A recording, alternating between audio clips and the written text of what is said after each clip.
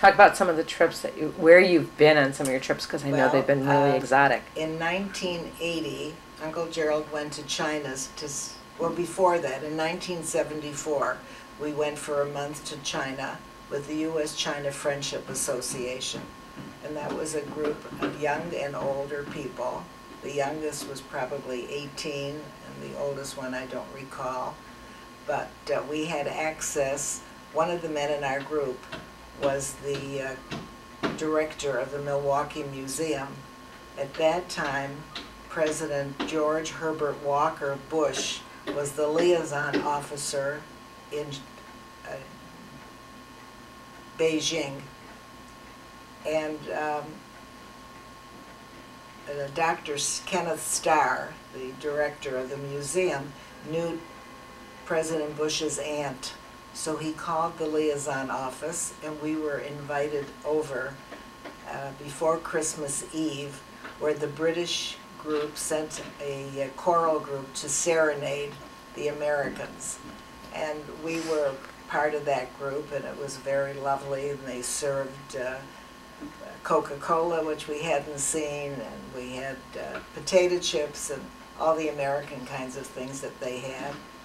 And President Bush was very gracious. I was first out of the cab, and I knocked on the door, and the door opened, and the man who opened the door said, "Welcome, I'm George Bush." And I said, "I'm Annette Friedman," and we shook hands. Who knew that he was going to become our president?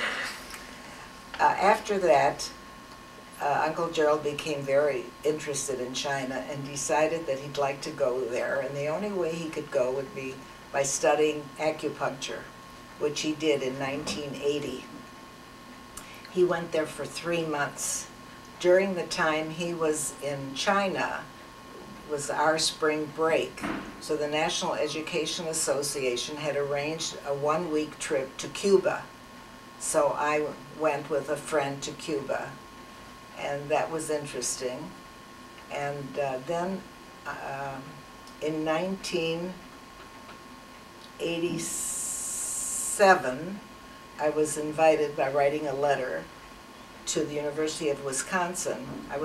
We invited to teach at a university, or a high school in China, and that was in Hangzhou. And we were there for a month, and we taught English.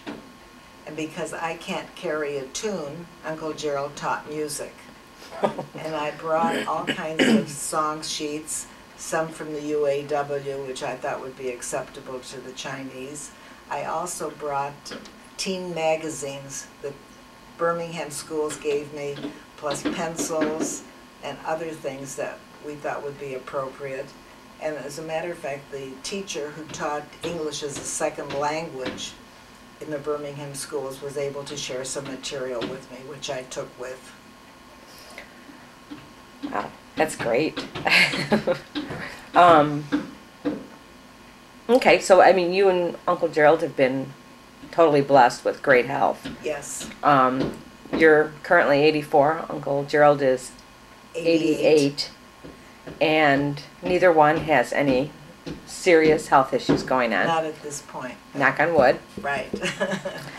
And Uncle Gerald's still riding a bicycle. As a matter of fact, this past summer of '05, he went on a bike trip through Holland and Belgium with 2 men that he had been biking for 10 years. Now one man is like 63 and the other is 75, and it was on a barge, and the wives were also invited along. And only Nancy biked. Barbara and I did not bike. And we would hike and walk and sightsee while the men were biking. And he's 87 at this time, right? Right. He was amazing. 80. And he biked 25 miles each day for that week. It's amazing. Both of you are totally amazing. Thank you. Okay, so looking back on your whole entire life, do you have any regrets or do-overs that you'd like? Well, I know you mentioned the medical school. Right. And, there are probably things in my parenting I could have changed or would have improved, but Couldn't we all? we all make mistakes and we do the best we can. I'm very proud. I have 9 grandchildren and 3 great-grandchildren, and that's will be my legacy, and I'm very proud of that. Great. Well, I think I've probably covered everything. Is there anything else you want to add? I feel very lucky. One of the things that I feel lucky about is my parents. They were loving. I grew up poor, but I didn't know it. My mother never complained that my father didn't make any money. She never complained that she didn't have a home and that she didn't have, a lot of the people she knew had fur coats and other things, but I never heard her complain about that. I rarely heard them have a disagreement. So I feel blessed.